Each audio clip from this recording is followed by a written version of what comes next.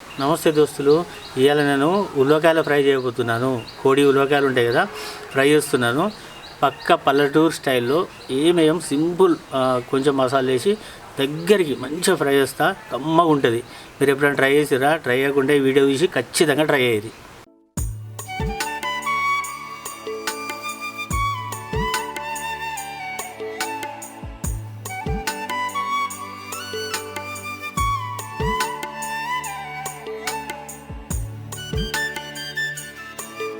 కుండ గరమైనాక సరిపడా నూనె పోసుకోవాలి. నూనె గరమైనాక 4 లవంగాలు, దాల్చిన చెక్క, బిర్యానీ ఆకు వేసుకోవాలి. అట్లనే సన్నగా కోసుకున్న ఉల్లిగడ్డ ముక్కల్ని వేసుకొని ఎర్రగా అయ్యేంత వరకు నూనెలో గోలించుకోవాలి.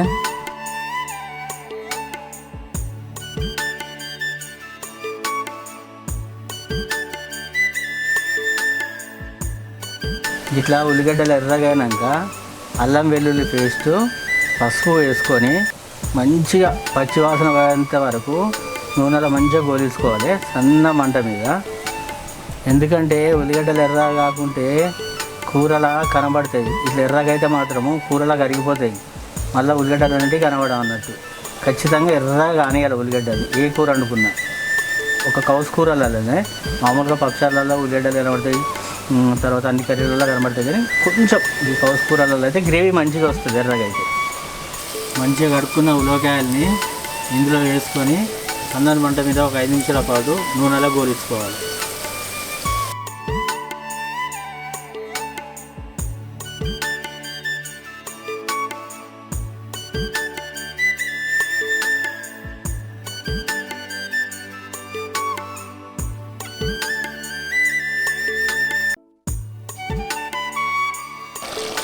ఇట్లా 5 నిమిషాలు సన్నని మంట మీద ఎందుకు ఉడికించుకోవాలంటే అందులోకి కొద్దిగా ఇట్లా నీళ్ళు ఊరాలన్నట్టు. నీళ్ళు ఊరినాక మంచిగా నూనెలో గోలినట్టే. ఇప్పుడు సరిపడా కారం, ఉప్పు వేసుకోవాలి.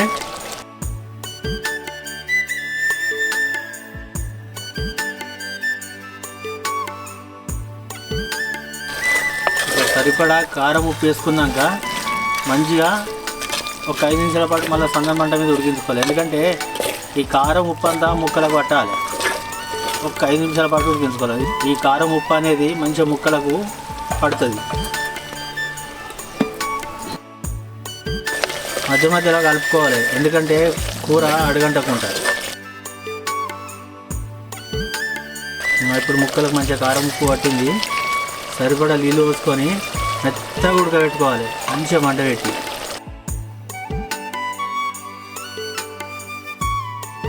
ఈ ఉలవకాయలు గట్టిగా ఉంటాయి కాబట్టి కొన్ని నీళ్ళు ఎక్కువనే పోసుకొని మంచిగా ఉడకబెట్టుకోవాలి మెత్తగా. ఒకసారి తీసి కలుపుకుందాం. నీళ్ళన్నీ ఇనికిపోవాలి, అంటే కూర కొంచెం చిక్కగా కావాలి. ఇంకొక 5 నిమిషాల పాటు, అంటే కూర చిక్కగా కావాలి. ఇంకొక 5 నిమిషాల పాటు ఉడికించుకుందాం మూత పెట్టి.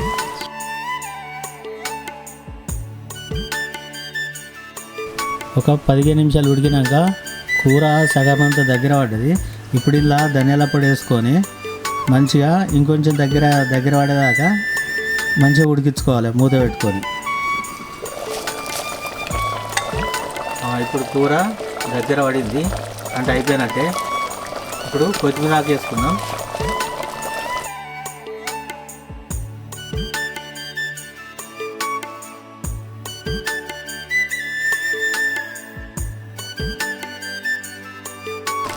దించినా కూడా ఎట్లా ఉడుకుతుందో చూసిరా?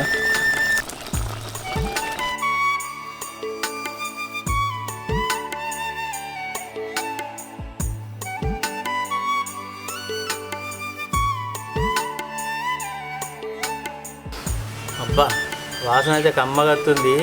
చూసిరు కదా ఉలవకాయల కూర ఎట్లా ఫ్రై చేసిందో. తినేసు తాగురి.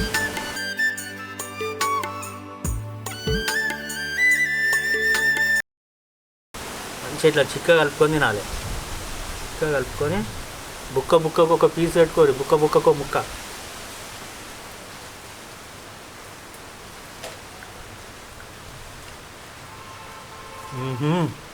నిజంగా అద్భుతం, చాలా కమ్మగా ఉంది. ఇంకో ఉలవకాయ ముక్క, కానీ ఉలవకాయ ముక్క ఎంత ఉడికినా కొంచెం గట్టిగానే ఉంటుంది, కర్రీ కర్రీ అన్నట్టు ఉంటుంది. మీరు కూడా చేసుకొని తిని చూడుర్రి, కామెంట్ కూడా పెట్టుర్రి ఎట్లుందో. నేనే తింటా, కమ్మగా ఉంది. ఇది గరం గరం అన్నంలో తింటే ఇంకా మస్తు ఉంటుంది.